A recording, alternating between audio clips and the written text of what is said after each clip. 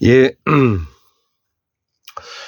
그 한국 문명 학술은 394번째 5번째 강의를 한번 해보고자 합니다.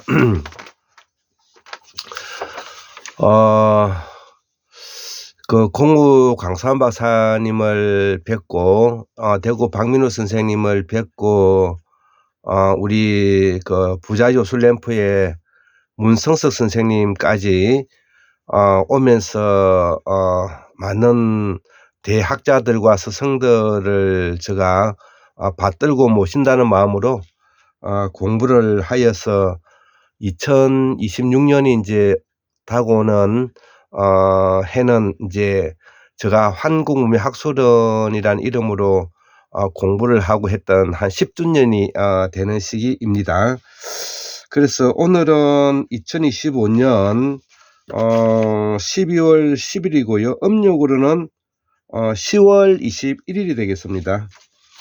그래서 오늘 이제 아침에 손님을 한 분 하고 제가 오늘 마지막 강의를 이제 하기 위해서 요즘 저의 이제 얼굴을 보여주지를 제가 않았어.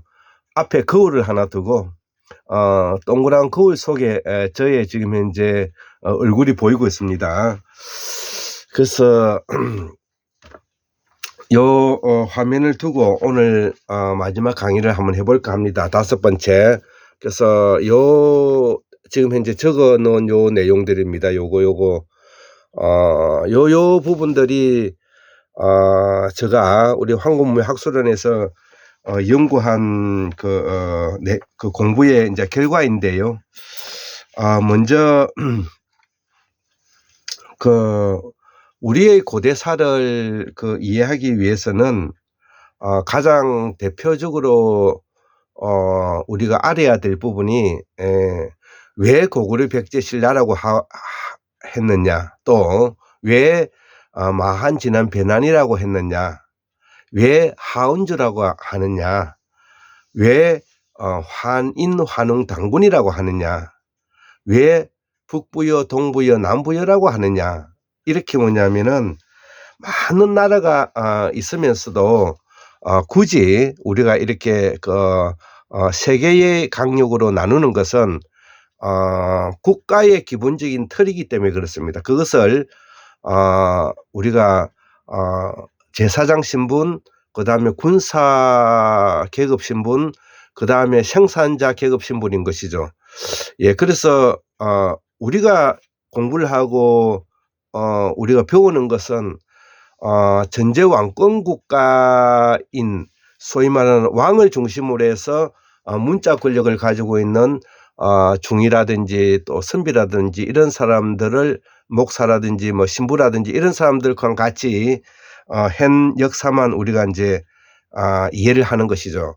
그것은 바로 우리가 기본적으로 공부에 대한 깊이가 좀 부족하기 때문에 이제 그럴 수가 있는 것입니다. 우리가 말로는 전제 왕권 국가, 그 다음에 황제 국가, 재정 일치 사회, 재정 분리 사회 이렇게 이야기를 하면서 여기에 대해서 심도 깊은 학문의 사상 체계, 그 다음에 철학, 그 다음에 문화 문명에 대해서 깊은 이해도를 우리가 가지지 못하기 때문에 그렇다는 것이죠. 자, 그래서 우리 한국사 복원 중에서 가장 먼저 나오는 나라가, 역사적으로 먼저 나오는 나라가 이제 우리가 한나라, 은나라, 주나라가 이제 제일 나오고, 그 앞에 이제 삼항오제가 나오죠. 삼항오제가 나오죠. 자, 그래서 우리가 삼항오제부터 해서 하은주로부터 또 나중에 고조선, 그 다음에 전기 고조선, 후기 고조선, 그 다음에 그 다음에 부여, 이렇게 이제 가면서 우리가 알고 있기로는 고조선은 전기 당군 조선, 그 다음에 기자조선, 위만조선 이렇게 이제 이어가는 거지 않습니까? 그리고 이제 나중에 이제 부여국이 생기고 부여국은 다시 북부여, 동부여, 절본부여, 즉 남부여로 이렇게 3분화되는 것이죠. 이것은 기본적인 국가 시스템의 공식이 되는 것입니다. 자, 그러면 이렇게 해오던 기본적인 틀을 바탕으로 하면서 우리가 전제 왕권 국가를 이해해야 되는 것입니다. 자, 그렇기 때문에 우리가 하은주라든지 그다음에 전기 조선, 후기 조선, 고구려 백제 신라 사만 마한 진안 변한 이렇게 오고 마지막 우리가 동학농민혁명 때 가장 국가의 틀의 기본적인 그 내용이 바로 백성은 나라의 근본이라는 거 아닙니까? 우리가 그 동학농민혁명을 한마디로 표현하면은 백성은 나라의 근본이다. 예, 그거는 그러면 누가 주장했느냐? 그 서경에 있는 말인데요. 우리나라의 우임금이 민유방본이라는 글귀 속에서 그 내용이 나오는 내용들이라 이거죠. 자, 그러면 이러한 그 사회에는 그거를 어떻게 표현하느냐? 대동사회라고 하고, 그러면 대동사회는 또 어떻게 구성되어 있는가? 그것은 바로 그 도당굿 향약과 개, 저 앞에 지금 현재 있는 저 향약과 개, 그 다음에 둘의 품앗이 이렇게 삼원일체 사상으로 이루어져 있는 것이죠. 그렇기 때문에 어떤 동네에 가더라도 그 동네에는 바로 도당굿, 향약계, 그 다음에 둘의 품앗이가 이루어져 있는 대동사회를 가지고 있는 것이죠. 즉 다른 말로 바꾸면 이장이 있고요. 그 다음에 마을 공동체가 있고, 이장이 있고 마을 공동체가 있고, 그 다음에 무속인이나 무당이 있는 것이죠. 예. 자, 그래서 무속과 무당인은 제사장 계급이고 이장은 군사 계급인 겁니다. 이제 우리로 말하면 이제 권력자가 되는 것이죠. 그 다음에 이제 생산자 계급이는 이것이 뭐냐면은 우리가 살고 있었던 1970년대까지 지금 이제 우리가 60대, 70대에 걸쳐 있는 사람들이 시골에 살았던 모습들을 보면 그때 그런 형태로 이루어져 있다는 것을 우리가 알 수가 있는 것이죠. 왜 그러냐면은 이것이 기본적으로 농경국가이기 때문에 그런 것입니다. 자, 그래서 농경국가와 수렵채집으로 자연농법을 했던 시대와는 조금 이제 다른 차이가 있고, 이런 것들을 종합적으로 우리가 이해해야 된다는 것이죠. 자, 그리고 또 두 번째 이제 제가 설명 좀 드리고 싶은 부분은 우리가 중국의 사마천에 있었던 사기만 우리가 알고 있지, 우리가 동북아에서 부여의 적손인 적자인 우리의 그 동이족, 소위 말하는 동이족이라 많이 부르죠. 부여족이라고 하는 것이 정확하게 일치하는 내용입니다. 이 동북아의 이 부여족이 어떻게 뭐냐면은 이 제국화를 이루고 이것이 뭐냐면 이 뻗어져 나갔는가에 대해서는 우리가 기억하지 못하는 것이죠. 우리가 중공의 역사를 이야기하면서 역사 시간에 배우고 있는 내용이 바로 5호 16국은 이해한다는 것이죠. 그러면 5호 16국은 뭐냐 이거요. 일단 5호 16국은 우리가 많이 들어봤지 않습니까? 즉 따지면 5호라는 것은 북방에 있었던 북방 지배자의 그 족속들이다, 이렇게 이해도 뭐 틀린 말이 아닐 것입니다. 그래서 우리가 흉노가 있고 선비가 있고요. 그 다음에 강이 있고 갈이 있고, 이렇게 흉노, 선비, 갈, 강, 이렇게 뭐냐면은 오후라고 이야기를 한다 이거죠. 자, 그러면 우리는 이 동북아에는 누가 있었느냐 이거죠. 바로 부여가 있어, 부여가. 자, 부여가 있었다는 것이죠. 자, 그래서 부여가 세우고 부여가 만들었던 제후국이, 우리가 알고 있는 제후국들을 보통 우리가 기억하기로 고구려 백제 신라가 있겠고요. 고구려 백제 신라, 마한 진안 변한 6개 되겠죠. 그 다음에 가야 외 8개, 옥저 동해, 낭낭 대방 임둔, 진번, 이렇게 하면 한 15가지 정도가 되는 것이죠. 이게 다 부여족에서 나왔던 제후국들이라고 우리가 받아들이면 되는 것입니다. 그렇기 때문에 우리가 중국의 사마천이가 선 그 사기에 의존해 보실 때의 그 내용은 뭐냐면은 5호 16국에 가장 핵심적인 틀이 있다는 것이죠. 5호 16국에. 예, 그러면 우리의 가장 기본적인 한국사 복원의 가장 기본적인 틀은 이 부여족의 제후국 15개 정도를 우리가 기억해야 된다 이거죠. 자, 고구려 백제 신라 가야, 고구려 백제 신라 가야, 그 다음에 외, 그 다음에 마한 진안 배난, 동해 옥저, 낭낭 대방 진번 임둔, 이렇게 있고, 그 다음에 예족과 맥족까지 이렇게 포함하면 한 15개 정도가 되죠. 예족과 맥족에 다 이것이 뭐냐, 부여족에서 빠져나왔던 우리의 제후국들이라는 것이죠. 요 내용이 가장 우리가 기억해야 될 부분이라는 것이죠. 지금 여기에 제가 적고 있는 요 내용인데요. 그 중에서도 가장 요즘 이제 빨간 거 좀 제가 이야기하고 있는 요 부분입니다. 요 북부에서 빠져나와 가지고 지금 이제 이렇게 제국을 이뤘던 사람들이고요. 또 북부에서 빠져나갔고 주나라로부터 빠져나가 가지고 여기 56국으로 이뤘던 또 나라들이 있고, 이것을 우리가 이해하지 않으면은 우리의 고대사를 이해하기 어려운 것입니다. 그러니까 이렇게 알게 되면은 동북공정은 뭐 아무 의미가 없어져 버리는 것입니다. 그래서 우리가 공부를 하지 않았기 때문에 그동안에 그런 것이고요. 그래서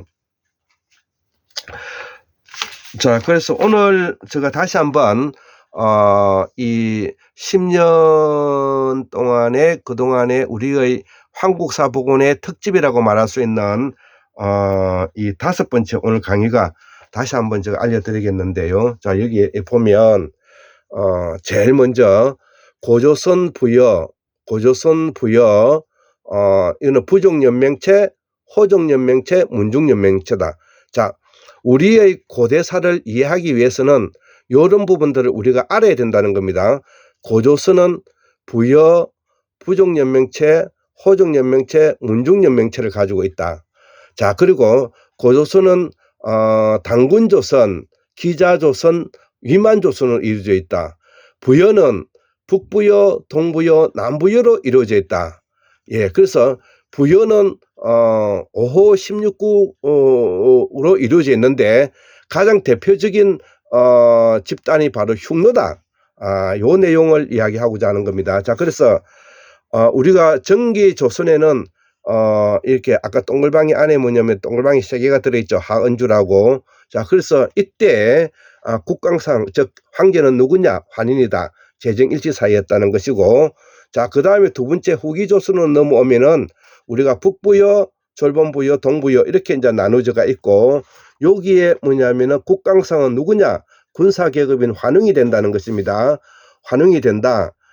재정이 이제 분리돼 가는 것이죠. 아까 말했듯이 5호 16국이 생기고 그 다음에 흉노 15국이 생기게 되는 것입니다. 그렇기 때문에 우리의 선조들은 부여족인 것입니다. 부여족. 가야도 부여족, 백제도 부여족, 외도 부여족, 동해, 옥저, 낭낭, 임둔, 진번, 대방도 다 뭐냐면은 부여족이라는 거. 그래서 부여국 안에 제후국이 있다는 것을 우리가 명심해야 됩니다. 그렇기 때문에 우리는 고대사를 공부를 하면서 부여를 배우지 않기 때문에 부여에 대해서 전혀 뭐냐면은 이해도가 낮은 이유가 그런 것입니다.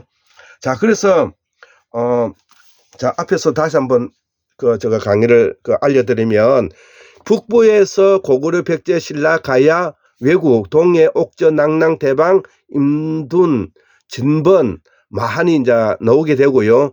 자, 그 다음에 이제 부여 중에서도 아까 제사장 계급 중에서 동부여가 바로 옥저 궁예, 동해, 신라, 진한 요런 것이 이제 동부여에 소속이 될 것 같고요.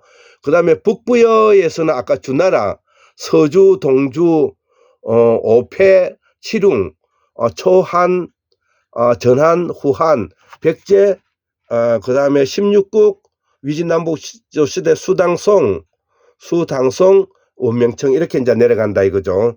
자, 요 제일 가에 있는 것이 요 내용이죠. 자, 서주, 동주, 오패, 칠웅, 초나라, 한나라, 전한, 후한, 백제, 16국, 위진남북조 시대, 수당송, 원명청 이렇게 내려간다 이거죠.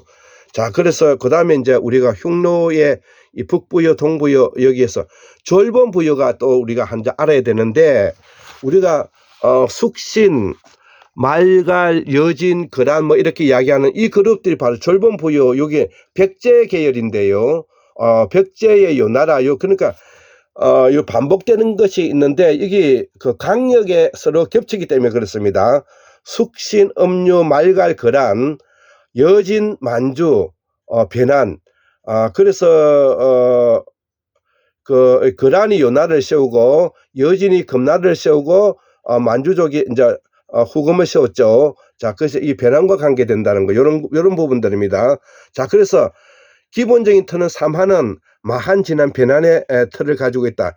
그러면 마한, 진한, 변한은 이 국강상인데 당군인데 이게 농사의 왕이라는 것이죠. 당군은 농사의 왕. 즉 다시 말하면 생산자 계급 중에서 소위 말하는 뜻받드는 자가 이제 왕이 되는 겁니다. 그러면 그렇기 때문에 우리가 당군 시대라고 이야기를 하면은 뭐 아주 호랑이와 곰이 뭐냐면은 담배 피우는 시절이라 생각하는데 전혀 그렇지 않습니다. 이미 고조선 시대 때에 들어오기면은 농경을 바탕으로 하는 농사의 왕이고요, 대표적으로. 그 다음에 유목을 또 같이 하는 반농 반목이다 이렇게 생각합니다. 그러면 여기서 농사는 어떤 것이 논농사가 아니라 반농사 위주를 말하는 겁니다. 조밀보리수수, 예, 수렵, 그 다음에 뭐냐면은 그 다음에 유목 이렇게 이제 생각하면 됩니다.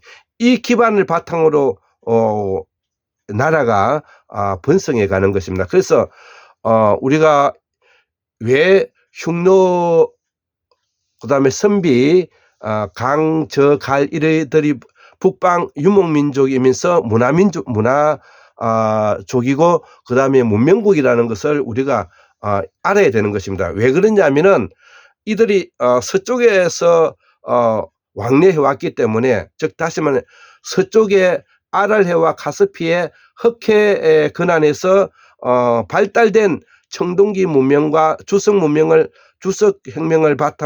주석이 함유되어 있는 청동기 혁명을 바탕으로 해서 유라시아를 따라서 초원길을 따라서 서로 왕래했던 그 물물 교환이 수천 년이 되었기 때문에 여기가 문명을 가지고 있는 그 나라였다, 북방민족이었다 이렇게 볼 수가 있고, 특히 동북아에 우리가 소위 말하는 부여강력 내지 고조선 강력에 자리를 잡았던 것은 그것이 바로 동북아시아의 만주 지역 대평원이 가장 농사를 짓기에 좋기 때문에 그런 것입니다. 예, 이거를 우리가 명심해야 돼. 그럼 왜 우리가 동북아의 만주 지역에 문화 문명이 앞섰느냐? 그것은 바로 그 지역이 바로 농경에 가장 뭐냐면 적합할 수 있는 대평원을 가지고 있기 때문에 여기가 먼저 선진국이 될 수가 있는 것입니다. 그래서 부여족에서 빠져나가 가지고 서쪽으로 진출한 사람들이 이제 주나라가 되고, 그 다음에 우리가 동쪽으로 왔던 사람들이 아까 동해 옥저 신라가 되겠고, 그 다음에 그 자리에 있었던 세력들이 고구려, 백제 이런 나라가 되는 것입니다. 낭랑, 대방, 임둔 뭐 기타 어마어마하게 많은 그 나라들이 있었죠. 그래서 지금 현재의 우리가 이 국가 개념으로 이해하면은 이것을 이해하기가 어렵습니다. 그래서 우리가 이 국경선이라는 것은 20세기에 들어와서 1차 대전, 2차 대전을 겪으면서 우리가 국경선이 끄어져 가지고 지금도 뭐냐면은 뭐 고구려 땅이 어떻느니 백제 땅이 얼마만큼 되느니 이렇게 뭐 지금 만리장성 이북에는 어떻고 뭐 만리장성 이남에는 어떻게 이렇게 왈가부사함하는데 그때는 국경선이 없었기 때문에 쉽게 말해서 만리장성을 중심으로 이북은 북방문화다. 그다음에 만리장성을 중심으로 남방 지금 현재 중공 쪽은 남방문화다. 이렇게 생각하면 되고요. 또 우리도 한강을 중심으로 해가지고 위로는 북방문화권이고 한강을 중심으로 해서 남방은 남방문화권이다. 이렇게 쉽게 이해하면 되는 것입니다. 그렇기 때문에 우리가 고구려 백제 신라 마한진한 변한 하나라 은나라 위나라 그다음에 이렇게 이야기하는 것은 다 뭐냐면은 우리의 역사를 바르게 이해하고 있는 사람들은 이것을 뭐냐면은 쉽게 받아들일 수가 있다는 겁니다.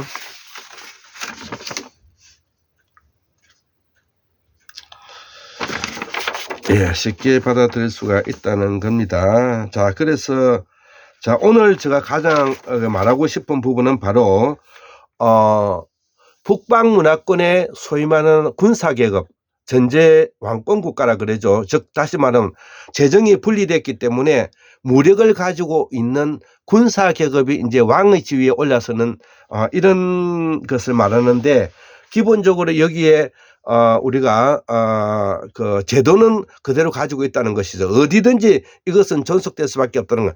1970년도에 우리가 자랐던 촌의 마을에서도 똑같은 현상이 일어나는 겁니다. 이장은 군사계급, 그 다음에 뭐냐면은 동네에 살고 있는 분은 생산자 계급. 자, 그 다음에 뭐냐면은 그 중에서도 또 점을 보고 무속을 하고 하는 이런 무속과 무당이 또 있었지 않습니까? 예, 그거를 전문 용어로 도당굿, 향약계, 두레품화식, 이거 대동사이라고 말을 하고, 이 대동사이가 바로 뭐냐면은 우리가 가지고 있는 농자지 천하지 대본이라는 그 기본적인 틀이 되는 것입니다. 그렇기 때문에 1970도 새마을운동이 일어날 때까지가 우리는 이런 문화를 가지고 있었고, 이때 가지고 있었던 그 전통신앙, 전통문화, 전통문명이 지금 현재는 미신이라고 이렇게 폄하되어 있지만 앞으로는 새로운 네오 샤먼 시대를 맞이하기 때문에 이제는 옛날로 되돌아가는 문화를 뭐냐면은 바탕으로 해서 우리가 기성문화를 받아들여야 된다. 이렇게 설명하게 되겠습니다. 그래서 우리가 가지고 있는 마음속의 DNA는 기본적으로 우리가 부족연명체, 문중연명체, 그 다음에 가문문정, 그 호족문 그 연명체가 되는 것입니다. 왜 고려 때에 우리가 호족 연합국가다 이런 말 하고, 그 다음에 뭐냐면은 우리가 조선시대 때는 문중 연합 체인지를 우리의 고대사를, 우리 한국사를 이해하다 보면 고조선 시대 때 부족 연명체가 계속 이어져서 이것이 뭐냐면은 호족 연명체, 문중 연명체로 이어졌다. 이렇게 볼 수가 있는 것입니다. 그래서 다시 한번 강조하지만 우리의 오늘날의 고구려 백제 신라 가야 뭐 왜 옥저 동해 만진한 변한 이런 모두는 뭐냐면은 흉노 제국의 제후국이었다. 흉노 제국의 제후국이었다. 이 제후국을 나중에 흉노계의 고구려와 선비계의 수나라 당나라가 한판 붙을 수밖에 없는 이유가 그런 이유라는 것이죠. 자, 그래서 그러면 흉노와 선비는 어떤 차이가 있느냐? 원래 주류가 흉노이고 여기에다가 소위 말하는 흉노의 또 하나의 분파인 돌궐이 뭐냐면은 연합한 해서 탄생한 집단이 이제 선비가 되는 것이고, 그 선비가 이제 덕시하게 되는 것이죠. 거기에다가 갈은 고립이 돼 가지고 나중에 이제 흩어지게 되는 이유가 그렇게, 그래서 흉노겠냐 선비겠냐 요거에 이제 가장 핵심적인 건데, 우리가 신라가 통일을 하고 신라가 부유를 이어서 제후국을 통일을 하고 문무대왕이 외에 문무대왕비에서 우리의 머나먼 조상은 김일제라고 흉노라고 이야기한 이유가, 흉노와 당나라의 선비와 서로 결이 다르기 때문에 그런 것입니다. 물론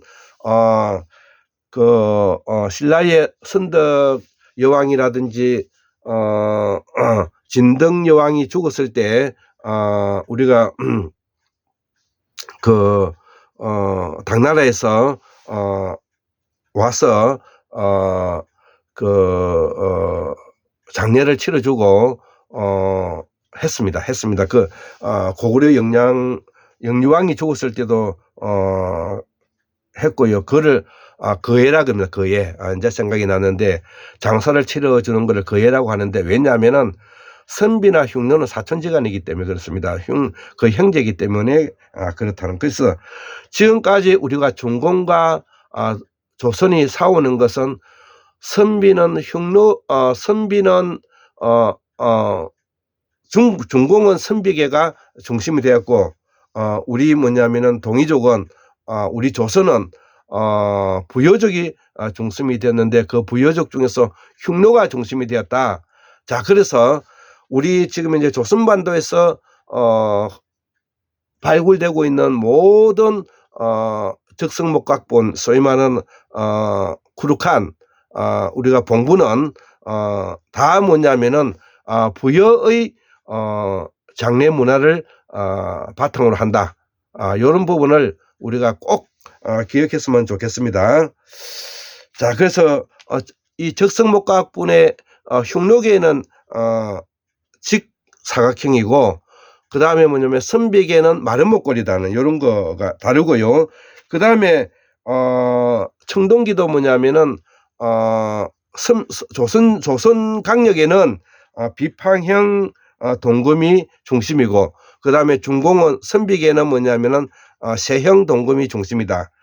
이렇게 보면 되겠고, 그 이후에 그러면 왜 중공은 저렇게 큰 땅을 가지게 되었고, 그 다음에 뭐냐면은 지금 이제 조선은 이렇게 조선반도 안에 들어와 있느냐 하면은, 바로 아까 앞에서 이야기했던 바로 그 선비계의 뭐냐면은 5호 16국가, 그 다음에 숙신, 음유, 말갈, 거란, 여진, 만주라고 말하는 요 나라 금나라, 후금, 청, 이 나라가 뭐냐면은 지금 이제 중국과 합체되어 있기 때문에 큰 뭐냐면은 지금 중공이 지금 이제 제국의 틀을 형성하고 있다. 이렇게 생각하면 되겠습니다. 불행하게도 우리는 바로 동북 삼성을 요능성, 흥룡강석, 길림성 이와 그 다음에 가장 서쪽으로는 나나강을 넘으면 이제 북경이 되는데요. 만리장성을 넘게 되는데, 이 나나강을 중심으로 해서 요하강, 그 다음에 압록강에 이르기까지의 이 강력이 동북 삼성이 지금 현재 앞에 선비계의 나라에 들어가면서 오늘날에 이런 그 땅이 줄어들어 있는 것이 되어버린 것입니다. 자, 그렇지만 이 조선이라는 나라는 북쪽은 지금 현재 조선민주주의인민공화국, 남쪽은 대한민국이라는 그 나라로 지금 분화되어 있지만은, 이 조선은 바로 선비와 흉노, 갈저강의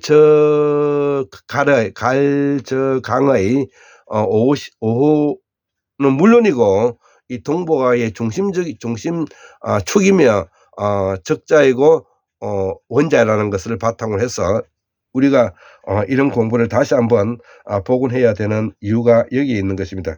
자, 그래서 우리가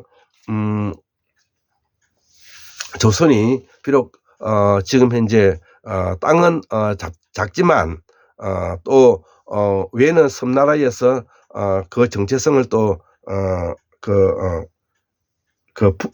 분리되었지만 우리는 기본적으로 우리는 이 조선은 한국사에 대한 역사의 주역이고 그다음에 주류라는 것을 잊지 말고 우리가 공부를 게을리하지 않아야 되겠다, 이렇게 생각하면서 오늘 10번째 10년 동안의 그 특집의 5번째 마지막 강의를 제가 해보았습니다.